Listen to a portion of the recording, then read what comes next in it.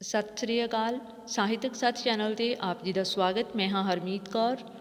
ਅੱਜ ਅਸੀਂ ਕਿਰਪਾਲ ਕਜ਼ਾਕ ਦੁਆਰਾ ਰਚਿਤ ਹੁਮਸ ਕਹਾਣੀ ਦੀ ਸਾਹਿਤਕ ਆਲੋਚਨਾ ਕਰਨ ਲਈ ਹਾਜ਼ਰ ਹੋਏ ਹਾਂ। ਉਮੀਦ ਹੈ ਅੱਜ ਦਾ ਇਹ ਲੈਕਚਰ ਤੁਹਾਡੇ ਲਈ ਕਾਫੀ ਲਾਹੇਵੰਦ ਸਾਬਿਤ ਹੋਏਗਾ। ਸੋ ਆਓ ਜੁੜਦੇ ਹਾਂ ਅੱਜ ਦੀ ਕਲਾਸ ਦੇ ਨਾਲ।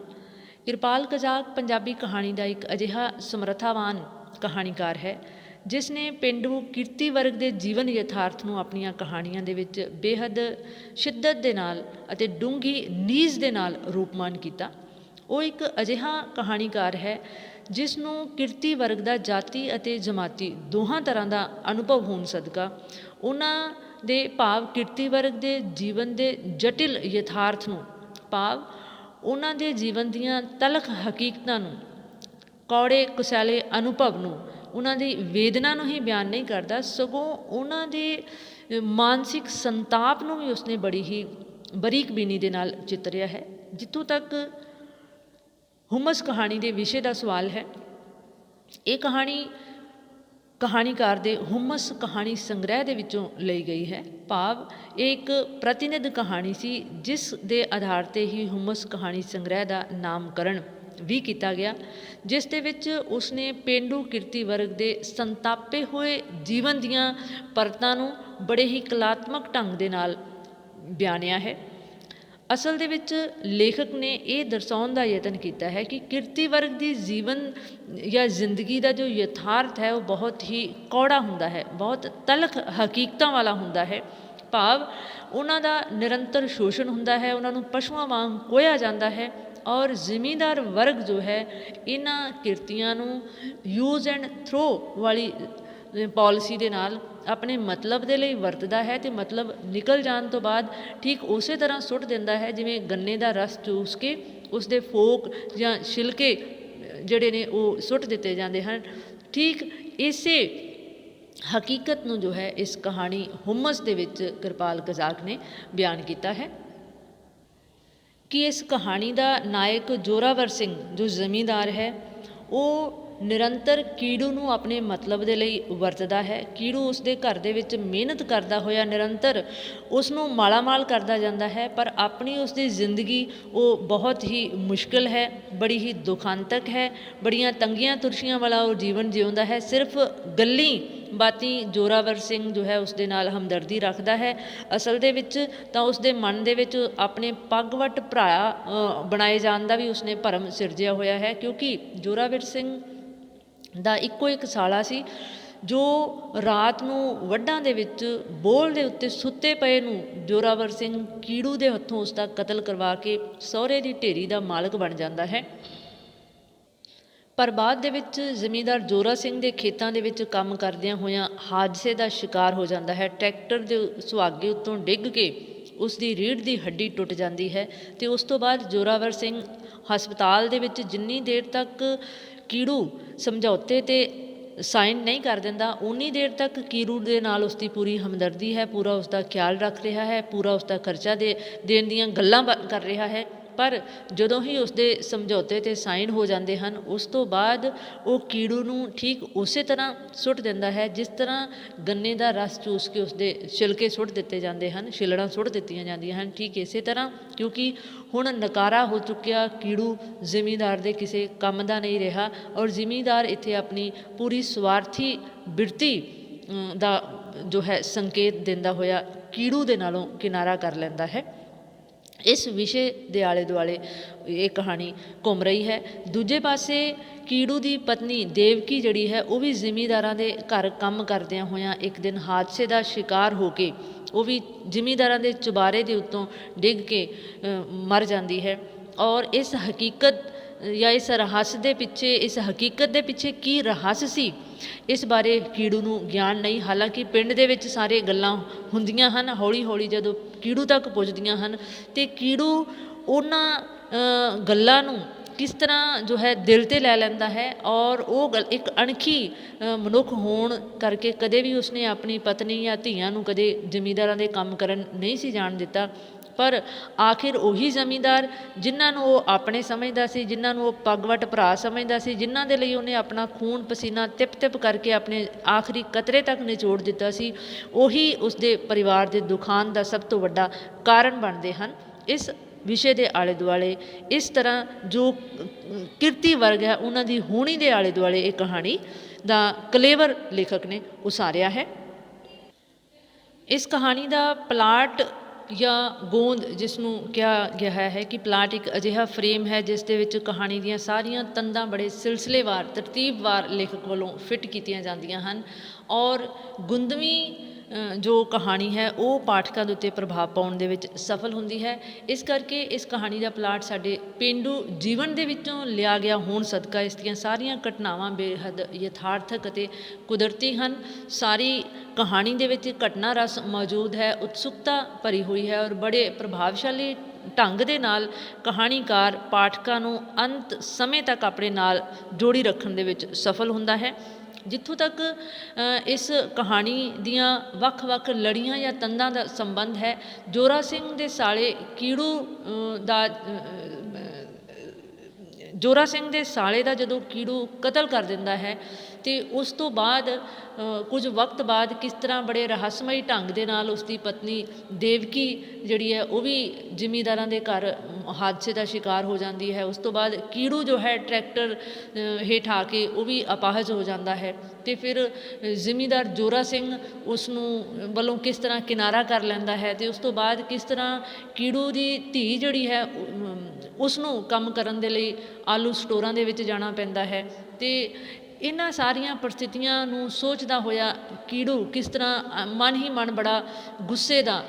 ਜੋ ਹੈ ਸ਼ਿਕਾਰ ਹੁੰਦਾ ਰਹਿੰਦਾ ਹੈ। ਉਸਦੇ ਦਿਲ ਦੇ ਵਿੱਚ ਨਿਰੰਤਰ ਗੁੱਸੇ ਦੇ ਗੁਬਾਰ ਉਸ ਦਿਲੋਂ ਦਿਮਾਗ ਨੂੰ ਚੜ੍ਹਦੇ ਹਨ। ਕਿਸ ਤਰ੍ਹਾਂ ਉਸਦੇ ਸ਼ਰੀਕ ਵੀ ਉਸ ਨੂੰ ਮਿਹਣੇ ਮਾਰਦੇ ਹਨ, ਉਸਦੇ ਨਾਲ ਦੇ ਹਾਣੀ ਵੀ ਉਸਦੇ ਉੱਪਰ ਉਂਗਲਾਂ ਕੱਸਦੇ ਹਨ ਕਿ ਕਿਸ ਤਰ੍ਹਾਂ ਉਸਨੇ ਬਿਨਾਂ ਦਿਮਾਗ ਤੋਂ ਜਾਂ ਦਿਲ ਤੋਂ ਕੰਮ ਲਏ ਆਪਣੀ ਜ਼ਿੰਦਗੀ ਜਿਹੜੀ ਹੈ ਜ਼ਿਮੀਂਦਾਰਾਂ ਦੇ ਲਈ ਗਾਲ ਦਿੱਤੀ। ਪਰ ਕੀੜੂ ਜੋ ਹੈ ਅਣਖ 'ਤੇ ਮਰ ਮਿਟਣ ਵਾਲਾ ਹੈ। ਅੰਤ ਦੇ ਵਿੱਚ ਨਾ ਉਸਦੇ ਪੱਲੇ ਅਣਖ ਰਹਿ ਜਾਂਦੀ ਹੈ, ਨਾ ਪੈਸਾ ਰਹਿ ਜਾਂਦਾ ਹੈ, ਨਾ ਸਰੀਰ ਰਹਿ ਜਾਂਦਾ ਹੈ, ਨਾ ਕੰਮ ਰਹਿ ਜਾਂਦਾ ਹੈ। ਇਸ ਤਰ੍ਹਾਂ ਇਸ ਕਹਾਣੀ ਦੇ ਪਲਾਟ ਨੂੰ ਲੇਖਕ ਨੇ ਬੜੇ ਹੀ ਕੌਸ਼ਲਤਾ ਦੇ ਨਾਲ ਬੀੜਿਆ ਹੈ। ਸੋ ਪਲਾਟ ਪੱਖੋਂ ਇਸ ਕਹਾਣੀ ਨੂੰ ਅਸੀਂ ਇੱਕ ਸਫਲ ਕਹਾਣੀ ਦਾ ਦਰਜਾ ਦੇ ਸਕਦੇ ਹਾਂ। ਜਿੱਥੋਂ ਤੱਕ ਉਦੇਸ਼ ਦਾ ਸਵਾਲ ਹੈ, ਲੇਖਕ ਨੇ ਇਸ ਕਹਾਣੀ ਦੇ ਵਿੱਚ ਜਿਵੇਂ ਕਿ ਅਸੀਂ ਪਹਿਲਾਂ ਵੀ ਰੱਬ ਦੀ ਮੌਤ ਕਹਾਣੀ ਦੇ ਵਿੱਚ ਦੱਸਿਆ ਸੀ ਕਿ ਅਜਿਹੀਆਂ ਕਹਾਣੀਆਂ ਜੋ ਸਾਡੇ ਪੇਂਡੂ ਭਾਈਚਾਰੇ ਦੇ ਜੀਵਨ ਯਥਾਰਥ ਨੂੰ ਬਿਆਨ ਕਰਦੀਆਂ ਹਨ, ਜਿਨ੍ਹਾਂ ਦੇ ਵਿੱਚ ਜੋ ਜ਼ਿਮੀਂਦਾਰ ਹਨ ਉਹਨਾਂ ਦੀ ਜੋ ਹਵਸ ਹੈ ਉਸ ਨੂੰ ਬਿਆਨ ਕੀਤਾ ਗਿਆ ਹੈ। ਦੂਜੇ ਪਾਸੇ ਜੋ ਕਿਰਤੀ ਵਰਗ ਹੈ ਉਹਨਾਂ ਦੀ ਢਿੱਡ ਦੀ ਭੁੱਖ ਹੈ, ਉਹ ਆਪਣੇ ਪਰਿਵਾਰ ਨੂੰ ਚਲਾਉਣ ਦੇ ਲਈ ਆਪਣੀਆਂ ਆਰਥਿਕ ਮੁਸੀਬਤਾਂ ਦਾ ਸਤਾਇਆ ਹੋਇਆ, ਉੜਾਂ ਥੋੜਾਂ ਦਾ ਮਾਰਿਆ ਹੋਇਆ ਜ਼ਮੀਂਦਾਰਾਂ ਦੇ ਕੋਲ ਆਪਣੀ ਖੱਲ ਲਹਾਉਂਦਾ ਹੈ, ਉਹਨਾਂ ਦੇ ਕੋਲ ਨਿਰੰਤਰ ਮਿਹਨਤ ਮੁਸ਼ੱਕਤ ਕਰਦਾ ਹੈ ਅਤੇ ਕਿਰਤੀ ਵਰਗ ਦੇ ਸ਼ੋਸ਼ਣ ਦੇ ਭਰੇ ਜੀਵਨ ਨੂੰ ਹੀ ਬਿਆਨ ਕਰਦੀ ਹੋਈ ਇਹ ਕਹਾਣੀ ਹੈ। ਅਸਲ ਦੇ ਵਿੱਚ ਲੇਖਕ ਨੇ ਕਿਰਤੀ ਵਰਗ ਨੂੰ ਇਸ ਕਹਾਣੀ ਦੇ ਮਾਧਿਅਮ ਰਾਹੀਂ ਆਪਣੇ ਨਾਲ ਹੋਣ ਵਾਲੇ ਸ਼ੋਸ਼ਣ ਦੇ ਖਿਲਾਫ ਜਾਗਰੂਕ ਹੋਣ ਦਾ ਸੰਕੇਤ ਦਿੱਤਾ ਹੈ। ਨਾਲ ਇਹ ਵੀ ਦਰਸਾਇਆ ਹੈ ਕਿ ਕਿਸ ਤਰ੍ਹਾਂ ਜੋ ਨਿਰੰਤਰ ਸਾਡੇ ਸਮਾਜ ਦੇ ਵਿੱਚ ਦੋ ਧਿਰਾਂ ਹਨ, ਦੋ ਜਿਵੇਂ ਕਹਿ ਸਕਦੇ ਹਨ ਕਿ ਮੁੱਖ ਇੱਕ ਦਰਾਰਾਂ ਹਨ। ਇੱਕ ਹੈ ਪੈਸੇ ਵਾਲੇ ਲੋਕ ਅਤੇ ਦੂਜੇ ਪਾਸੇ ਹਨ ਗਰੀਬ ਵਰਗ। ਭਾਵ ਪੈਸੇ ਵਾਲੇ ਅਤੇ ਗਰੀਬਾਂ ਦੋ ਤਰ੍ਹਾਂ ਦੇ ਲੋਕਾਂ ਦੇ ਵਿੱਚ ਹੀ ਸਾਡਾ ਸਮਾਜ ਵੰਡਿਆ ਹੋਇਆ ਹੈ। ਜ਼ਿਮੀਂਦਾਰ ਜਾਂ ਜੋ ਅਮੀਰ ਹਨ ਉਹ ਨਿਰੰਤਰ ਅਮੀਰ ਹੋ ਰਹੇ ਹਨ, ਜੋ ਗਰੀਬ ਹਨ ਉਹ ਨਿਰੰਤਰ ਗਰੀਬ ਹੋ ਰਹੇ ਹਨ। ਔਰ ਤੀਜਾ ਲੇਖਕ ਇਹ ਵੀ ਦਰਸਾਉਣਾ ਚਾਹ ਰਿਹਾ ਹੈ ਇਸ ਕਹਾਣੀ ਦੇ ਵਿੱਚ ਕਿ ਕਿਸ ਤਰ੍ਹਾਂ ਪੈਸੇ ਵਾਲਿਆਂ ਦੀ ਭੁੱਖ ਜਿਹੜੀ ਹੈ ਨਿਰੰਤਰ ਵੱਧਦੀ ਜਾਂਦੀ ਹੈ, ਉਹਨਾਂ ਦੀ ਹਵਸ ਦਾ ਕੋਈ ਠਿਕਾਣਾ ਨਹੀਂ ਹੁੰਦਾ। ਕਿਵੇਂ ਉਹ ਪੈਸੇ ਬਦਲੇ, ਦੌਲਤ ਬਦਲੇ, ਜ਼ਮੀਨ ਬਦਲੇ ਬੰਦਾ ਮਰਵਾਉਣ ਤੋਂ ਵੀ ਗੁਰੇਜ਼ ਨਹੀਂ ਕਰਦੇ। ਇਸ ਤਰ੍ਹਾਂ ਧਨਾਢਾਂ ਦੀਆਂ ਜੋ ਆਚਰਣਕ ਊਣਤਾਈਆਂ ਹਨ ਉਹਨਾਂ ਨੂੰ ਵੀ ਬਿਆਨ ਕੀਤਾ ਹੈ ਅਤੇ ਜੋ ਕਿਰਤੀ ਵਰਗ ਹੈ ਉਹਨਾਂ ਦੇ ਜੀਵਨ ਦੇ ਤਲਖ ਯਥਾਰਥ ਜਿਹੜੇ ਹਨ, ਤਲਖ ਹਕੀਕਤਾਂ ਹਨ ਜਿਨ੍ਹਾਂ ਦੇ ਵਿੱਚ ਨਪੀੜਿਆ ਹੋਇਆ ਉਹ ਉਹਨਾਂ ਦੇ ਹੱਥੋਂ ਆਪਣਾ ਸ਼ੋਸ਼ਣ ਕਰਨ ਦੇ ਲਈ ਮਜਬੂਰ ਹੈ। ਪਰ ਲੇਖਕ ਨੇ ਇਸ ਕਹਾਣੀ ਦੇ ਰਾਹੀਂ ਇਹ ਸੰਦੇਸ਼ ਦੇਣ ਦਾ ਯਤਨ ਕੀਤਾ ਹੈ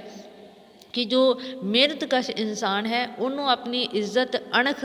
ਦੇ ਉੱਤੇ ਪਹਿਰਾ ਦਿੰਦਿਆਂ ਹੋਇਆਂ ਆਪਣੀ ਹੱਕ ਦੇ ਨੂੰ ਹਾਸਲ ਕਰਨ ਦੇ ਲਈ ਵੀ ਜੱਦੋ ਜਹਿਦ ਕਰਨੀ ਆਉਣੀ ਚਾਹੀਦੀ ਹੈ। ਉਸ ਨੂੰ ਨਿਰੰਤਰ ਕੀੜੂ ਵਾਂਗ ਅੱਖਾਂ ਬੰਦ ਕਰਕੇ ਮਾਲਕਾਂ 'ਤੇ ਯਕੀਨ ਕਰਕੇ ਹੀ ਨਹੀਂ ਚੱਲਣਾ ਚਾਹੀਦਾ, ਬਲਕਿ ਆਪਣੀ ਅਣਖ ਨੂੰ, ਆਪਣੀ ਇੱਜ਼ਤ ਆਬਰੂ ਨੂੰ ਬਰਕਰਾਰ ਰੱਖਦਿਆਂ ਹੋਇਆਂ ਆਪਣੇ ਜੋ ਫਰਜ਼ ਹਨ ਆਪਣੇ ਪਰਿਵਾਰ ਦੇ ਪ੍ਰਤੀ, ਆਪਣੇ ਆਪ ਦੇ ਪ੍ਰਤੀ, ਉਹ ਵੀ ਨਿਭਾਉਣੇ ਚਾਹੀਦੇ ਹਨ। ਨਿਰੰਤਰ ਉਹਨਾਂ ਦੇ ਹੱਥਾਂ ਦੀ ਕਠਪੁਤਲੀ ਬਣ ਕੇ ਹੀ ਨਹੀਂ ਜਿਉਣਾ ਚਾਹੀਦਾ। ਸੋ ਉਦੇਸ਼ ਪੱਖੋਂ ਵੀ ਇਸ ਕਹਾਣੀ ਨੂੰ ਅਸੀਂ ਇੱਕ ਸਫਲ ਕਹਾਣੀ ਕਹਿ ਸਕਦੇ ਹਾਂ। ਜਿੱਥੋਂ ਤੱਕ ਪਾਤਰ ਉਸਾਰੀ ਦਾ ਸਵਾਲ ਹੈ, ਇਸ ਕਹਾਣੀ ਵਿਚਲੇ ਪਾਤਰ ਜਿਉਂਦੇ ਜਾਗਦੇ ਪਾਤਰ ਹਨ। ਭਾਵ ਸਾਡੇ ਸਮਾਜ ਦੀ ਜੋ ਵਾਸਤਵਿਕ ਪਾਤਰ ਉਸਾਰੀ ਕੀਤੀ ਹੈ, ਇਸੇ ਤਰ੍ਹਾਂ ਦੇ ਪਾਤਰ ਸਾਡੇ ਪਿੰਡਾਂ ਸ਼ਹਿਰਾਂ ਦੇ ਵਿੱਚ ਮੌਜੂਦ ਹਨ, ਜੋ ਜੋਰਾ ਸਿੰਘ ਜ਼ਿਮੀਂਦਾਰ ਜਿਹੇ ਲਾਲਚੀ ਵੀ ਹਨ, ਕਿਸ ਤਰ੍ਹਾਂ ਉਹ ਸਵਾਰਥੀ ਹਨ, ਕਿਸ ਤਰ੍ਹਾਂ ਆਪਣੇ ਕਾਮਿਆਂ ਦੇ ਪ੍ਰਤੀ ਬੇਕਿਰਕ ਹਨ, ਅਤੇ ਸਭ ਤੋਂ ਵੱਡੀ ਗੱਲ ਹੈ ਜੋਰਾਵਰ ਸਿੰਘ ਦੀ, ਉਹ ਅਕਿਰਤ ਘਣਤਾ। ਅਕਿਰਤ ਘਣ ਇਨਸਾਨ ਜਿਹੜਾ ਦੂਸਰੇ ਦੇ ਕੀਤੇ ਹੋਏ ਨੂੰ ਭੁੱਲ ਜਾਂਦਾ ਹੈ। ਭਾਵ ਕਿਸ ਤਰ੍ਹਾਂ ਕੀੜੂ ਉਸ ਦੇ ਲਈ ਉਸਦੇ ਸਾਲੇ ਦਾ ਕਤਲ ਕਰਦਾ ਹੈ, ਆਪ ਜੇਲ੍ਹ ਜਾਂਦਾ ਹੈ, ਪਰ ਜੋਰਾਵਰ ਸਿੰਘ ਜੋ ਹੈ ਉਹ ਕਿੰਨਾ ਬੇਕਿਰਕੀ ਦੇ ਨਾਲ ਕੀੜੂ ਨੂੰ ਠੀਕ ਆਪਣੀ ਜ਼ਿੰਦਗੀ ਦੇ ਵਿੱਚੋਂ ਉਸੇ ਤਰ੍ਹਾਂ ਕੱਢ ਕੇ ਸੁੱਟ ਦਿੰਦਾ ਹੈ ਜਿਵੇਂ ਮੱਖਣ 'ਚੋਂ ਵਾਲ।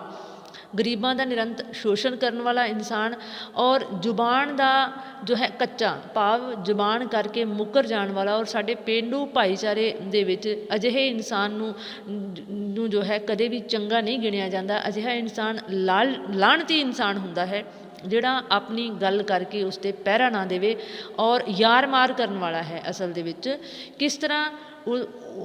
ਮਤਲਬ ਜੋ ਜੋਰਾਵਰ ਸਿੰਘ ਦਾ ਚਰਿੱਤਰ ਹੈ ਉਹ ਕਾਬਿਲੇ ਯਕੀਨ ਨਹੀਂ ਹੈ। ਇੱਕ ਤਾਂ ਉਹ ਆਪਣੇ ਪਤਨੀ ਦੇ ਪ੍ਰਤੀ ਵੀ ਵਫਾਦਾਰ ਨਹੀਂ ਕਿਹਾ ਜਾ ਸਕਦਾ ਉਸ ਨੂੰ, ਕਿ ਕਿਸ ਤਰ੍ਹਾਂ ਉਸ ਦੀ ਪਤਨੀ ਦੇ ਇੱਕੋ ਇੱਕ ਸਕੇ ਭਰਾ ਨੂੰ ਉਹ ਮਰਵਾ ਕੇ ਸਹੁਰਿਆਂ ਦੀ ਢੇਰੀ 'ਤੇ ਕਾਬਜ਼ ਹੋ ਜਾਂਦਾ ਹੈ, ਅਤੇ ਦੂਜੇ ਪਾਸੇ ਕਿਸ ਤਰ੍ਹਾਂ ਉਹ ਕੀੜੂ ਨੂੰ ਸਾਰੀ ਉਮਰ ਵਰਤ ਕੇ ਅੰਤ ਉਸ ਦੇ ਵੱਲੋਂ ਵੀ ਮੂੰਹ ਮੋੜ ਲੈਂਦਾ ਹੈ। ਸੋ ਜੋਰਾਵਰ ਸਿੰਘ ਇਸ ਕਹਾਣੀ ਦੇ ਵਿੱਚ ਬੇਹੱਦ ਲਾਲਚੀ ਅਤੇ ਸਵਾਰਥੀ ਪਾਤਰ ਦੇ ਵਜੋਂ ਉੱਭਰਦਾ ਹੈ, ਔਰ ਪਾਠਕ ਦੇ ਦਿਲ ਦੇ ਵਿੱਚ ਉਸ ਦੇ ਪ੍ਰਤੀ ਨਫ਼ਰਤ ਦੇ ਭਾਵ ਹੁੰਦੇ ਹਨ। ਦੂਜੇ ਪਾਸੇ ਕੀੜੂ ਇਸ ਕਹਾਣੀ ਦਾ ਜੋ ਇੱਕ ਅਜਿਹਾ ਪਾਤਰ ਹੈ ਜੋ ਬੇਹੱਦ ਮਿਹਨਤੀ ਹੈ ਔਰ ਆਪਣੇ ਮਾਲਕ ਦੇ ਪ੍ਰਤੀ ਬੇਹੱਦ ਵਫਾਦਾਰ ਹੈ, ਪਰ ਮਾਲਕ ਦੇ ਹੱਥੋਂ ਨਿਰੰਤਰ ਸਤਾਇਆ ਹੋਇਆ ਸ਼ੋਸ਼ਣ ਦਾ ਸ਼ਿਕਾਰ ਹੈ। ਔਰ ਸਭ ਤੋਂ ਵੱਡੀ ਖੂਬੀ ਜੋ ਹੈ ਨਮਕ ਹਲਾਲ ਹੈ, ਭਾਵ ਆਪਣੇ ਜਿਸ ਮਾਲਕ ਦੇ ਘਰ ਦਾ ਉਹ ਨਮਕ ਖਾਂਦਾ ਹੈ ਉਸ ਦੇ ਪ੍ਰਤੀ ਉਸ ਦੇ ਮਨ ਦੇ ਵਿੱਚ ਕੋਈ ਵੀ ਦੁਰਭਾਵ ਨਹੀਂ ਹਨ। ਸੱਚੀ ਜ਼ੁਬਾਨ ਵਾਲਾ ਔਰ ਹਮੇਸ਼ਾ ਦੁੱਖਾਂ ਦਾ, ਫਿਕਰਾਂ ਦਾ ਸਤਾਇਆ ਹੋਇਆ ਮਨੁੱਖ ਹੈ ਕੀੜੂ, ਔਰ ਬਦਕਿਸਮਤ ਇਨਸਾਨ ਹੈ, ਔਰ ਨਾ ਉਹ ਆਪਣੇ ਪਰਿਵਾਰ ਨੂੰ ਪੂਰੀ ਤਰ੍ਹਾਂ ਸੰਭਾਲ ਸਕਿਆ, ਜਿਸ ਗੱਲ ਦਾ ਉਸ ਨੂੰ ਸੰਤਾਪ ਹੈ, ਕਿਉਂਕਿ ਉਸ ਦੀ ਕਹਾਣੀ ਭਾਵ ਉਸ ਦੀ ਜ਼ਿੰਦਗੀ ਦੀ ਜੋ ਕਹਾਣੀ ਹੈ ਉਸੇ ਦੇ ਆਲੇ ਦੁਆਲੇ ਹੀ ਇਹ ਕਹਾਣੀ ਸਾਰੀ ਘੁੰਮ ਰਹੀ ਹੈ। ਕਹਾਣੀ ਦਾ ਵਿਸ਼ਾ ਹੁਮਸ ਭਾਵ ਜੋ ਨਾਮਕਰਨ ਹੈ ਉਹ ਉਸੇ ਦੀ ਮਾਨਸਿਕ ਸਥਿਤੀ ਨੂੰ ਪ੍ਰਗਟਾਉਂਦਾ ਹੋਇਆ ਹੈ। ਸੋ ਇਸ ਤਰ੍ਹਾਂ ਪਾਤਰ ਉਸਾਰੀ ਦੇ ਪੱਖੋਂ ਵੀ ਅਸੀਂ ਇਸ ਕਹਾਣੀ ਨੂੰ ਸਫਲ ਕਹਾਣੀ ਕਹਿ ਸਕਦੇ ਹਾਂ, ਜੋ ਸਾਡੇ ਪੇਂਡੂ ਭਾਈਚਾਰੇ ਦੇ ਵਿੱਚ ਜ਼ਿਮੀਂਦਾਰੀ ਅਤੇ ਜੋ ਕਿਰਤੀ ਦੋਹਾਂ ਵਰਗਾਂ ਦੇ ਜੀਵਨ ਯਥਾਰਥ ਨੂੰ ਬਹੁਤ ਹੀ ਬਰੀਕ ਬੀਨੀ ਦੇ ਨਾਲ ਬਿਆਨ ਕਰਦੀ ਹੈ। ਜਿੱਥੋਂ ਤੱਕ ਇਸ ਕਹਾਣੀ ਦਾ ਵਾਰਤਾਲਾਪ ਹੈ, ਵਾਰਤਾਲਾਪ ਇਸ ਕਹਾਣੀ ਦੇ ਵਿੱਚ ਬਹੁਤ ਹੀ ਜ਼ਿਆਦਾ ਮਾਤਰਾ ਦੇ ਵਿੱਚ ਹੋਇਆ ਹੈ, ਔਰ ਵਾਰਤਾਲਾਪ ਤੋਂ ਹੀ ਸਾਡੀ ਕਹਾਣੀ ਦੇ ਪਾਤਰਾਂ ਦੇ ਸੁਭਾਅ ਦਾ, ਉਹਨਾਂ ਦੀਆਂ ਆਦਤਾਂ ਦਾ, ਉਹਨਾਂ ਦੇ ਜੀਵਨ ਢੰਗ ਦਾ ਗਿਆਨ ਹੁੰਦਾ ਹੈ, ਕਿਉਂਕਿ ਵਾਰਤਾਲਾਪ ਇੱਕ ਅਜਿਹੀ ਕੜੀ ਹੁੰਦਾ ਹੈ ਜੋ ਕਹਾਣੀ ਨੂੰ ਅੱਗੇ ਤੋਰਨ ਦੇ ਵਿੱਚ ਸਹਾਈ ਹੁੰਦਾ ਹੈ। ਅਤੇ ਨਾਲ ਹੀ ਨਾਲ ਜਦੋਂ ਕੋਈ ਪਾਤਰ ਗੱਲਬਾਤ ਕਰਦਾ ਹੈ ਅਤੇ ਉਸ ਪਾਤਰ ਦੀ ਮਨੋਸਥਿਤੀ ਦਾ ਵੀ ਉਸ ਦੀ ਗੱਲਬਾਤ ਦੇ ਰਾਹੀਂ ਹੀ ਸਾਨੂੰ ਗਿਆਨ ਹੁੰਦਾ ਹੈ। ਜਿਵੇਂ ਕਿ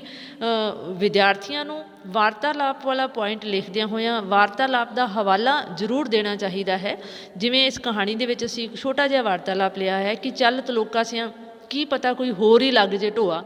ਤੈਨੂੰ ਕਿੰਨੇ ਕੁ ਲੱਗ ਗਏ ਢੋ, ਤੈਨੂੰ ਕਿਸੇ ਦਿੱਤੀ ਦਵਾਨੀ। ਭਾਵ ਵਾਰਤਾਲਾਪ ਦੇ ਵਿੱਚ ਜਿੱਥੇ ਵੀ ਕੋਈ ਸਾਈਨ ਆਫ ਐਕਸਪਲੇਨੇਸ਼ਨ ਹੈ, ਸਾਈਨ ਆਫ ਕੁਐਸਚਨ ਮਾਰਕ ਹੈ, ਫੁੱਲ ਸਟਾਪ ਹੈ ਜਾਂ ਕੌਮਾਜ਼ ਹਨ, ਸਮੇਤ ਇਹਨਾਂ ਸਾਰਿਆਂ ਵਿਆਕਰਣਕ ਜੋ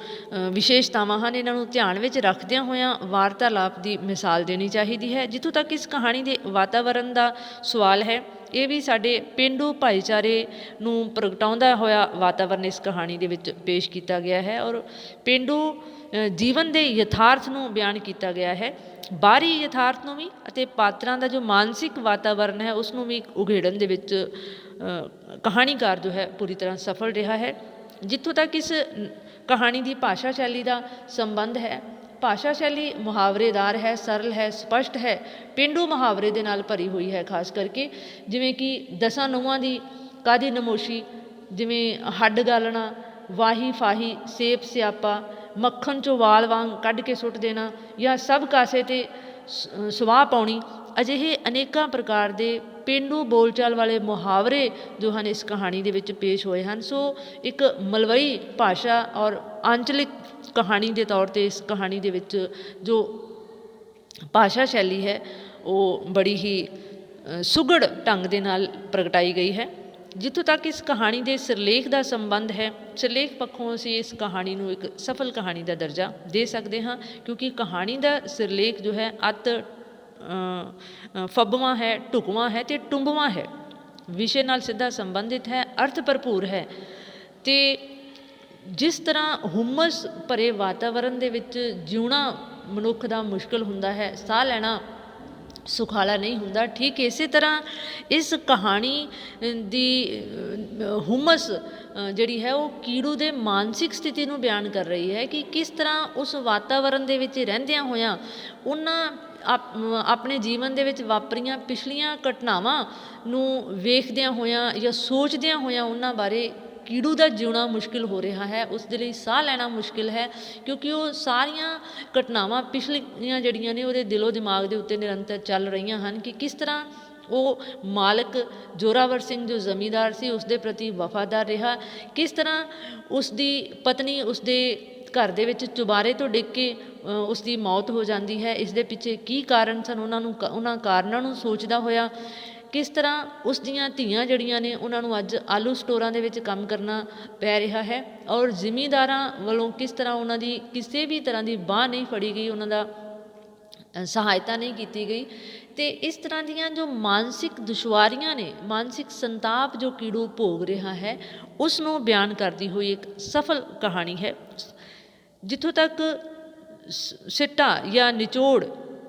ਭਾਵ ਨਿਸ਼ਕਰਸ਼ ਵਜੋਂ ਇਸ ਕਹਾਣੀ ਨੂੰ ਅਸੀਂ ਕਿਰਪਾਲ ਸਿੰਘ ਕਜ਼ਾਕ ਦੀ ਇੱਕ ਸਫਲ ਕਹਾਣੀ ਕਹਿ ਸਕਦੇ ਹਾਂ। ਭਾਵ ਸਮੁੱਚੇ ਰੂਪ ਦੇ ਵਿੱਚ ਕਿਹਾ ਜਾ ਸਕਦਾ ਹੈ ਕਿ ਹੁਮਸ ਕਿਰਪਾਲ ਕਜ਼ਾਕ ਦੀ ਇੱਕ ਬਿਹਤਰੀਨ ਕਹਾਣੀ ਹੈ ਜਿਸ ਦੇ ਵਿੱਚ ਉਸਨੇ ਸਾਡੇ ਪੇਂਡੂ ਸਮਾਜ ਦੇ ਵਿੱਚ ਜੋ ਕਿਰਤੀ ਵਰਗ ਦੀ ਸਥਿਤੀ ਹੈ ਉਸ ਦੀਆਂ ਦੁਸ਼ਵਾਰੀਆਂ ਨੂੰ, ਉਸ ਦੇ ਮਾਨਸਿਕ ਸੰਤਾਪ ਨੂੰ ਬਿਆਨ ਕਰਨ ਦੇ ਵਿੱਚ ਕਹਾਣੀਕਾਰ ਪੂਰੀ ਤਰ੍ਹਾਂ ਸਫਲ ਰਿਹਾ ਹੈ। ਸੋ ਉਮੀਦ ਹੈ ਵਿਦਿਆਰਥੀਆਂ ਦੇ ਲਈ ਅੱਜ ਦਾ ਇਹ ਲੈਕਚਰ ਕਾਫੀ ਲਾਹੇਵੰਦ ਸਾਬਿਤ ਹੋਵੇਗਾ। ਜੋ ਨਵੇਂ ਜੁੜੇ ਵਿਦਿਆਰਥੀ ਹਨ ਇਸ ਚੈਨਲ ਦੇ ਨਾਲ, ਚੈਨਲ ਦੀ ਪਲੇਲਿਸਟ ਦੇ ਵਿੱਚ ਜਾ ਕੇ ਆਪਣੀ ਕਲਾਸ ਦੇ ਨਾਲ ਸੰਬੰਧਿਤ ਪਲੇਲਿਸਟ ਨੂੰ ਖੋਲ੍ਹ ਕੇ ਉਸ ਵਿੱਚ ਹੁਣ ਤੱਕ ਜਾਰੀ ਕੀਤੀਆਂ ਲੈਕਚਰ ਲੜੀਆਂ ਵੀ ਸੁਣ ਸਕਦੇ ਹੋ ਅਤੇ ਇਹ ਚੈਨਲ ਜਾਂ ਇਸ ਚੈਨਲ ਦੇ ਉੱਤੇ ਜਾਰੀ ਕੀਤੀਆਂ ਜਾਣ ਵਾਲੀਆਂ ਲੈਕਚਰ ਲੜੀਆਂ ਤੁਹਾਨੂੰ ਕਿਸ ਤਰ੍ਹਾਂ ਲੱਗ ਰਹੀਆਂ ਹਨ, ਇਹਨਾਂ ਬਾਰੇ ਆਪਣੀ ਰਾਏ ਕਮੈਂਟ ਬਾਕਸ ਦੇ ਵਿੱਚ ਲਿਖ ਕੇ ਜ਼ਰੂਰ ਦਿਆ ਕਰੋ। ਉਮੀਦ ਹੈ ਇਹ ਕੋਸ਼ਿਸ਼ ਜੋ ਹੈ ਤੁਹਾਡੇ ਲਈ ਕਾਫੀ ਕਾਰਗਰ ਸਾਬਿਤ ਹੋਵੇਗੀ। ਸੋ ਮਿਲਾਂਗੇ ਅਗਲਾ ਲੈਕਚਰ ਲੈ ਕੇ, ਤਦ ਤੱਕ ਲਈ ਇਜਾਜ਼ਤ, ਧੰਨਵਾਦ।